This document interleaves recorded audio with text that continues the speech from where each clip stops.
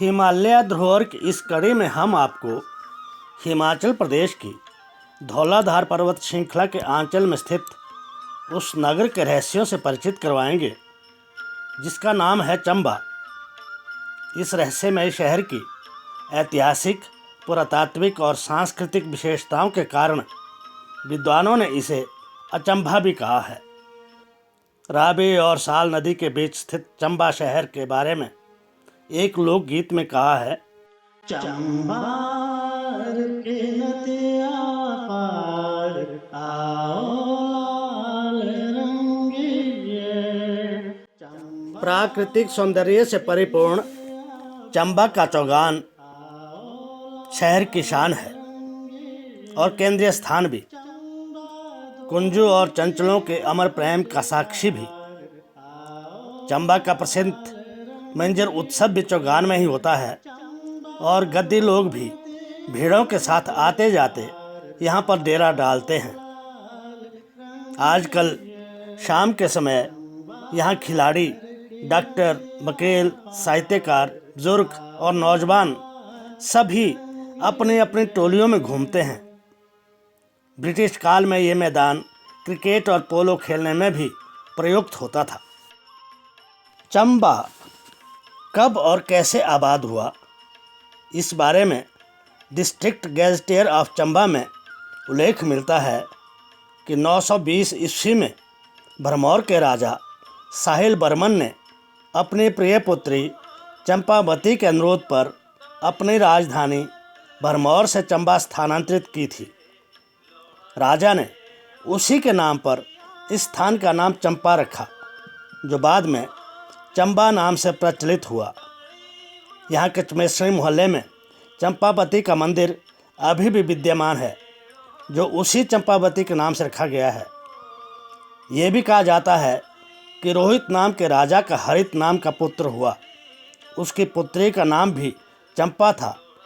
हो सकता है उसी के नाम पर ही इस पुरी का नाम चंपा रखा गया हो। पुरातन ग्रंथों में इस स्थान के बारे में कहा गया है, विजित क्षत्रियान युद्धे पुरीम चंपान चकारहम पुरैव चंपाल कृताम च तथा दिव्याभिरक्षिताम चंपावत्येव महिषान हत्वा चेरावती तटे। अर्थात राजा ने क्षत्रियों को लड़ाई में हराया और चंपा नगर की स्थापना की, जो कि पहले ही चंपक फूलों से सजा हुआ देवी चंपावती की देखरेख में रक्षित था। इरावती के किनारे इस समय महेश बलि भी दी गई थी। इसलिए चंपक वृक्ष के नाम पर इस स्थान का नाम चंबा पड़ना भी स्वाभाविक है, जो किसी समय इस स्थान के आसपास बहुतायत में अपनी खुशबू बिखेरते थे। तभी तो चंपक फूलों की खुशबू के बारे में किसी कवि ने कहा है, चंपा तुझ में 3 गुण, सुंदर सुखद सुबास, अब गुण तुझ में एक है, भ्रमर न आवे पास। डॉक्टर बोगल ने अपनी पुस्तक एंटीक्विटीज़ ऑफ चंबा स्टेट में चंपक वृक्ष के खुशबूदार फूलों के होने की पुष्टि की है। वर्तमान में उपायुक्त कार्यालय के साथ हनुमान मंदिर के पास चंपक वृक्ष का होना इसका प्रमाण है।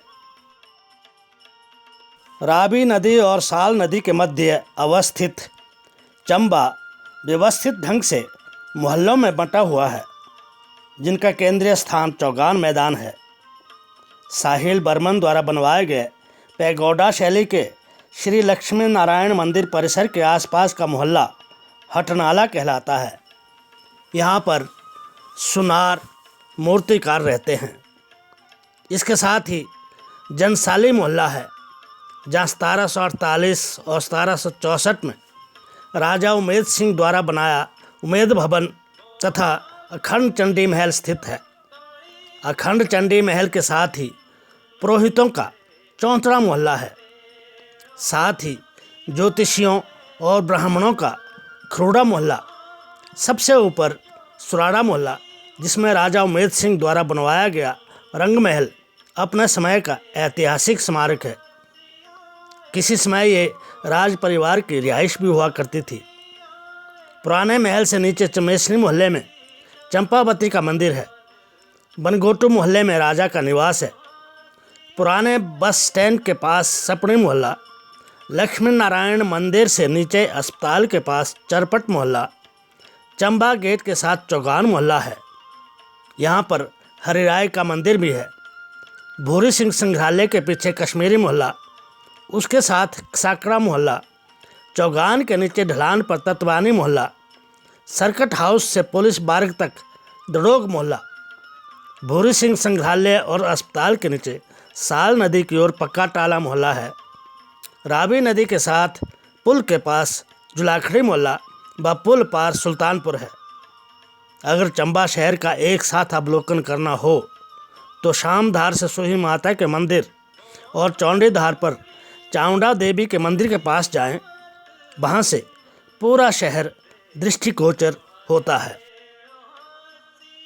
योगी चरपट नाथ के साथ राजा साहिल बर्मन द्वारा चंबा में राजधानी स्थापित करने से पूर्व यह एक छोटा सा गांव था, जहां पर कुछ कणवान ब्राह्मणों के परिवार रहा करते थे। सारी भूमि उनके अधीन थी। वे इसे राजा को नहीं देना चाहते थे, क्योंकि इससे उनकी आजीविका प्रभावित होने वाली थी।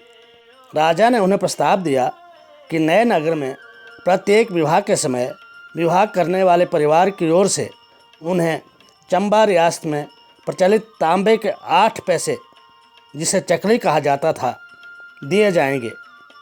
राजा द्वारा दिए गए इस प्रस्ताव के बाद कणवान ब्राह्मणों ने राजधानी स्थापित करने के लिए राजा को अपनी भूमि दे दी। तब से यह रस्म स्वतंत्रता प्राप्ति तक बराबर पूरी की जाती रही है। जब साहिल बर्मन ने इस नगर की स्थापना की थी, उस समय इसकी जनसंख्या 2000 थी, जो 1948 में बढ़कर लगभग 6000 हो गई और 2011 के जनगणना के अनुसार इसकी जनसंख्या 25000 से अधिक हो गई है। चंबा चौगान, जहाँ पर प्रसिद्ध मिंजर महोत्सव होता है, के साथ साथ ये नगर ऐतिहासिक मंदिरों, भूरी सिंह संग्रहालय, चंबा कलम, मूर्ति कला, चंबा रुमाल, चंबा चप्पल, चंबा चुख तथा चंबा गेट के लिए भी जाना जाता है।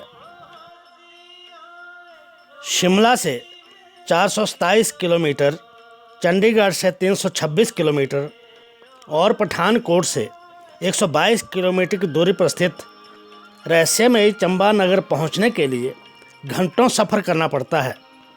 इसलिए तो लोक कवि ने कहा है, मारे नी मेरे जमुए दिला है चंबा कितने दूर है, चंबा कितने दूर। शिमला बसना सपाटोए बसना, शिमला बसना सपाटोए बसना, चंबा बसना जरूर है, चंबा जाना जरूर, चंबा जाना